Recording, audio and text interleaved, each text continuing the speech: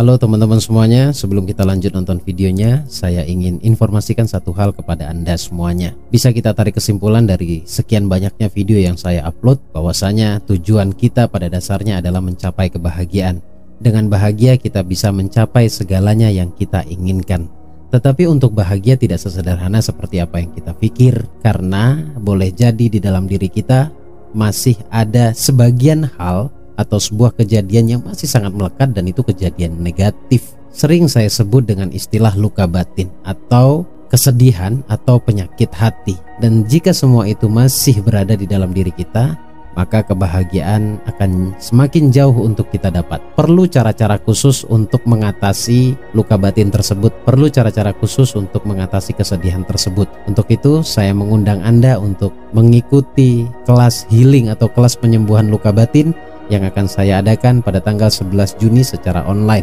Untuk pendaftaran dan informasinya kamu bisa langsung klik link yang ada di deskripsi. Saya tunggu pendaftaran Anda. Kita akan selesaikan semua permasalahan batin Anda hingga benar-benar Anda mendapatkan kebahagiaan. Assalamualaikum warahmatullahi wabarakatuh. Waalaikumsalam warahmatullahi wabarakatuh. Alhamdulillahirobbilalamin. Berjumpa kembali dengan kita berdua di channelnya Gus Baraja, channel edukasi, motivasi, dan pengembangan diri, di mana kita banyak mengupas keilmuan mengenai hukum tarik menarik atau lebih dikenal dengan istilah law of attraction. Namun akan kita perdalam lagi atau kita bahas dari sisi spiritualitas yang lebih sering dikenal dengan nama rahasia keajaiban doa. Gimana kabarnya Gus Baraja ini? Alhamdulillah sehat loh. Gimana Mas Roni, kita mau bahas apa kali ini? Melihat polemik nih, ternyata channelnya Gus Baraja ini ramai saat membahas mengenai masalah rezeki, kelimpahan, dan hutang. Ya, hutang itu masalahnya Mas. Kalau keinginannya tadinya di rezeki, kelimpahan, dan lain-lain. Dan masalah terbesar kewajiban ya. Iya, hutang atau punya amanah lah ya. Sepertinya menarik lagi nih, karena juga banyak yang tanya nih, gimana sih caranya bebas dari hutang, atau kita itu bisa menyelesaikan kewajiban-kewajiban yang ada. Sebenarnya apa sih akarnya? Kenapa kok banyak orang itu sampai terjerat dengan kewajiban atau amanah? Kalau kita nggak tahu akarnya, penyebabnya, walaupun mungkin bisa lunas kewajibannya, nanti akan terulang kembali soalnya. Ya, pola kan, pola. Yang dimaksud adalah pola. Siap. Terima kasih Mas Roni. Assalamualaikum warahmatullahi wabarakatuh. Teman-teman semuanya sehat selalu. Jangan lupa sholawat ya. Allahumma sholli ala sayyidina Muhammad wa ala sayyidina Muhammad. Mudah-mudahan apapun yang menjadi hajat teman-teman semuanya, keinginannya, kemudian goalsnya apapun itu, Allah mudahkan dalam pencapaian. Amin ya rabbal alamin. Baik, ya jujur sih Mas ya, kalau kita mau riset dari jumlah subscriber saja deh, dari jumlah yang komen bahkan ya, ternyata kasus terbesarnya adalah hutang atau kewajiban atau amanah itu sendiri. Ada baiknya kita bahas itu. Saya coba sharing beberapa hal atau teknik atau cara sangat-sangat spiritual yang pernah saya alami. Dulunya kan itu kan saya sendiri, pengalaman saya sendiri. Ternyata ketika saya mengadakan beberapa seminar, begitu secara offline maupun online, ternyata cara ini sangat efisien untuk terbebas dari hutang itu sendiri. Terbebas loh ya, terbebas itu bisa melingkup lunas ataupun tidak lagi kembali pada habit buruk itu, yaitu hutang itu sendiri. Nah, ada beberapa hal. Yang pertama itu yang sangat-sangat menjadi penentu, Mas. Jadi hidup itu bukan untung-untungan, tetapi harus mengerti pola kejadian atau memahami sebabnya sehingga kita mengalami kejadian seperti ini. Hutang itu tidak bim salah bim datang, Mas. Hutang itu juga bagian dari program pikiran kita. Program tersebut kita dapat dari mana? Dari edukasi atau informasi ataupun tekanan di masa lalu. Nah, tekanannya tuh halus. Biasanya ini berangkat dari orang tua. Tapi dengan catatan bukan berarti kita harus menyalahkan orang tua. Karena bagaimanapun orang tua tuh niatnya baik. Mungkin di zaman dulu cocok, tapi di zaman saat ini sangat tidak cocok. Edukasi yang sering kita dengar adalah, contoh misalkan kita butuh sesuatu, mau memulai sesuatu, atau ingin memiliki sesuatu namun apalah daya, uang nggak cukup, nggak punya uang. Entah kenapa ketika Anda butuh uang, yang muncul adalah hutang. Lalu di pikiran Anda mengatakan, mau pinjam kemana nih ya? Kalau itu benar, teman-teman harus iris, harus di cancel, harus dibuang itu prinsip. Karena sebenarnya yang memberikan kita rezeki, yang mencukupi kebutuhan kita itu bukan hutang tapi Allah. Memang tidak semudah apa yang saya katakan, Mas Roni.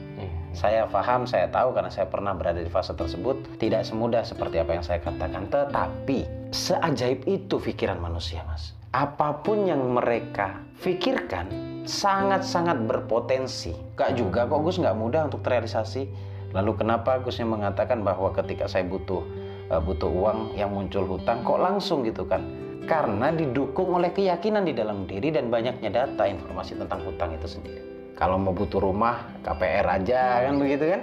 Kalau misalkan butuh uang, misalkan paman saya kaya, nanti saya pinjam ke sana, tetap aja itu hutang. Dan biasanya agak kesulitan untuk membayar. Karena apa? Karena riba, bos. Riba itu bukan menolong kalian, tapi menghancurkan kalian. Kenapa dikatakan riba? Karena endingnya nanti ketika Anda sulit membayar, tidak ada yang bisa dinegosiasi. Tetap akan terjerumus ke sana dan makin dalam. Paling solusinya mentoknya, ini pasti teman-teman ngerasa nih. Mentoknya adalah gali lubang, tutup lubang, dan berhutang kembali. Nah, akarnya yang mau saya sampaikan di sini adalah fahami dan yakini ketika Anda butuh uang, maka yang muncul adalah Allah. Hari ini yang buat punya utang, yang harus terfikirkan, yang muncul di pikirannya adalah Allah pasti membantu dan melunaskan saya. Itu yang pertama, pola akar masalah. Sadari dulu kalau itu salah. Berarti artinya kita punya hutang itu yang menarik adalah diri kita sendiri ya? Iya dong. Terus kita mau nyalahin Allah maksudnya begitu? Kan kalau nggak Allah yang kasih, hutang yang kasih, ini kan opsinya saya kasih dua. Allah itu akan mengabulkan sesuai apa yang kau sangkakan. Sangka pertama yang muncul biasanya itu kebenaran versimu. Ya. Hutang benar. Ya. Karena di pikiran kita yang bisa memberikan solusi hutang, maka yang datang hutang. Iya, Allah ijabah. Allah ijabah ya? Allah ijabah. Tapi hutang. Tapi hutang ya. Hutang. Dan itu penyakit. Saya ulang-ulang ini kalau hutang itu penyakit. Kalau Anda masih milih hutang, Anda memilih penyakit. Berarti harusnya yang benar saat kita butuh uang, yang muncul adalah Allah yang Maha Kaya, yang bisa memberi rezeki ya. Nah, kalimatnya adalah ya Allah berikan saya pertolongan, berikan saya kecukupan rezeki untuk menjalankan bisnis saya, untuk mencukupi kebutuhan saya. Begitu doanya. Nah, Allah dulu. Iya, pasti teman-teman yang memiliki hutang sekarang pasti akan mengatakan, iya sih Gus. Nah, sekarang solusinya gimana nih Gus? Sudah tahu ya? Sudah tahu ya, ternyata itu ulah kita sendiri. Oke, jadi nggak perlu nyalain yang lainnya. Akui. Sudah tahu itu kesalahan? Sudah merasa itu kesalahan? Akui sama Allah bahwa sayalah yang zalim terhadap diri saya sendiri. Pengakuan. Jadi mengaku ke Allah, saya sudah mengambil keputusan yang fatal sebenarnya. Karena apa? Menomorduakan pertolongan Allah. Karena pertolongan Allah itu harus letaknya di pertama. Akui dulu. Ini sebenarnya semi terapi, dan insya Allah ketika kamu menerapkan ini, insya Allah mudah-mudahan saya mendoakan Allah ijabah semua hajat Anda ya. Kemudian setelah menyadari bahwa itu adalah sebuah kesalahan, kalau kesalahan minta maaf dong, minta maafnya ke Allah. Tapi saya tambahkan satu sini, selain minta maaf ke Allah, tapi juga maafkan dirimu ya. Maafkan dirimu karena ya mungkin terjadi hal-hal seperti yang saya ceritakan tadi karena faktor ketidaktahuan. Ya, saya memahami teman-teman yang hari ini merasa memiliki kewajiban dan kesulitan untuk membayar. Jadi mohon ampun ke Allah, kemudian menyadari atau memohon ampun kepada Allah terhadap dosa tersebut dengan ya sederhana, istighfar, tapi pakai rasa, Mas. Pakai rasa, akui bahwa itu salah. Ya Allah, saya sudah melakukan kesalahan, saya sudah melakukan tindak dolim terhadap diri saya sendiri, maka ampuni saya ya Allah, dan saya pun memaafkan diri saya. Dan ini harus diulang-ulang, Mas. Nanti saya kasih tahu di ending ini sebenarnya apa sih yang dimaksud ya. Kemudian yang terakhir ini, Mas, setelah minta ampun kepada Allah, orang kalau sudah mengakui kesalahannya, kemudian sudah minta ampun, biasanya dia akan berjanji. Nah, pertanyaannya, beranikah Anda berjanji sama Allah untuk tidak mengulangi dosa tersebut, mengulangi riba tersebut, mengulangi hutang tersebut? Tenang, Allah itu Maha Kaya. Walaupun tidak bisa Anda setenang seperti apa yang saya pikirkan. Saya pernah berada di fase Anda di mana saya nggak punya penghasilan. Allah mudahkan dalam pelunasan. Kemudian saya bisa bangun bisnis dan lain-lain. Silakan Mas Roni, semoga bermanfaat. Ini menarik ini menarik. Karena seringkali kalau kita itu punya kewajiban, fokusnya adalah melunasinya. Bagaimana cari uang atau bagaimana aku berusaha untuk dapat uang dan melunasinya. Ternyata pada kenyataannya malah semakin banyak gitu. Ya. Makanya ini menurut saya penting ini. Penting bahwa kalau kita pengen ditolong sama Allah, kita harus ada pengakuan dulu dari diri kita salah. Iya, begini. Ini sebenarnya konsep doa, Mas. Apa-apa itu kita butuh pengakuan. Kayak di video sebelumnya kan. Iya, makanya. Pengakuan itu sudah masuk ke dalam doa itu sendiri. Ke dalam harapan itu sendiri. Contoh sederhana di video sebelumnya. Doanya Nabiullah Yunus. Kata Mas Roni kan, Nabiullah Yunus tidak teriak-teriak, ya Allah keluarkan saya. Itu kan permintaan. Tapi malah yang diucapkan oleh Nabiullah Yunus adalah memuji Allah, mengakui kebesaran Allah, mengakui bahwa Allah tunggal tiada tanding. Kemudian di akhir beliau mengatakan, inni kuntu minadh dhalimin, bahwa sesungguhnya yang dolim itu saya ya Allah. Mengaku lagi. Sama dalam hal ini ya. Artinya kalau kita punya hutang, punya amanah, dan pada saat yang sama kesulitan kita menyelesaikannya, kita harus ngakui ngakui dan Allah dalam hatinya mengakui bahwa kita salah dan mengakui yang bisa nolong kita tuh Allah. Pada akhirnya Nabiullah Yunus dikeluarkan dari mulut paus. Tapi insya Allah ini ketika Anda mengakui dengan pola yang sama seperti yang dilakukan oleh Nabiullah Yunus, bukan dari mulut paus tapi mulut hutang, mulut riba. Begitu ya. Jadi saya sebenarnya jujur saya sangat memahami perasaan Anda. Andai saja Anda duduk bersama saya, bersama Mas Roni hari ini, saya akan mengatakan bahwa yang kamu lakukan itu dulu yang saya lakukan gitu. Tapi ini bukan perkara nominal, Mas ya, bukan perkara angka. Mau angkanya menurut Mas Roni 100 juta, menurut saya 50 juta, katakanlah seperti itu ya. Tapi bukan angkanya, tekanan psikologisnya sama. Kekhawatirannya, ketakutannya, kebingungannya sama. Jadi bukan perkara angka. Dan solusinya sebenarnya juga sama ya. Solusinya sama. Udah deh, gini, datangi Allah. Bangun tengah malam. Ambil air wudhu. Gelarkan sajadah. Kemudian sholatlah. Lakukan sholat tahajud. Kalau bangun tidur, lakukan tahajud. Dan di sujud terakhir, tolong agak lama. Dan berceritalah, berkeluh kesah kepada Allah. Dan itu boleh. Contoh misalnya, ya Allah, kalau bukan kepada Engkau, kemana lagi aku harus minta tolong? Ya Allah, aku tundukkan diriku. Aku ingin berbisik kepadamu ya Allah. Aku mohon pertolonganmu ya Allah. Tolong lunasi. Tolong lunasi. Karena memang Allah yang melunaskan. Kita nggak bisa. Kita itu bisa berhutang, nggak bisa ngelunasi, Mas. Itu. Jadi, tapi tenang, Allah Maha Baik, Allah Maha Pemaaf. Pasti akan Allah bereskan semuanya. Asal manjadda wajadda. Barang siapa yang bersungguh-sungguh maka dia akan dapat. Artinya sungguh-sungguh. Dan sungguh-sungguh itu kelihatan karena apa? Dia mengulang satu perkara. Artinya lakukan apa yang saya katakan tadi yang terakhir itu. Bangun tengah malam, berzikir, bercerita, sholat 2 rakaat.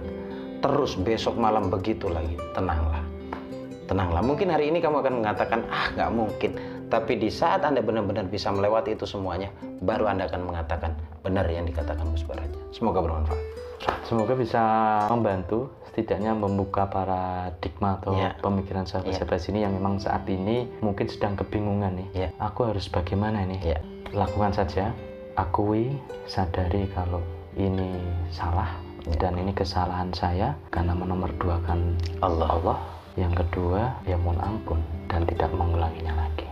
Itu kalau memang teman-teman ingin terbebas dari kewajiban, amanah atau hutang, lakukan. Banyak sekali dari peserta seminar kita yang melakukan hal ini dengan kasus yang sama, akhirnya Allah tolong. Inilah kuasanya Allah. Pasti Allah tolong. Pasti. Saya nggak bilang insya Allah, saya bilang pasti Allah tolong. Orang nggak minta tolong aja Allah tolong. Nggak minta nafas aja Allah kasih nafas kamu kasih. Gitu. Terima kasih Mas Roni. Sebenarnya ini part 1. Ikuti terus. Kita akan buatkan video terbaru masih membahas tentang hutang, tetapi akan lebih kepada membongkar Rahasia terjadinya itu satu, kemudian paradigmanya tentang hutang itu sendiri. Karena luar biasa, pokoknya kompleks deh masalah ini. Ya, mudah-mudahan dengan video ini bisa bermanfaat dan bisa membantu teman-teman. Oke, kita saksikan video kelanjutannya, pasti akan menarik lagi. Saya ingatkan bagi teman-teman yang mungkin ada luka batin yang mungkin saat ini sedang dirasakan, yang sehingga mungkin itu membuat kita susah bahagia.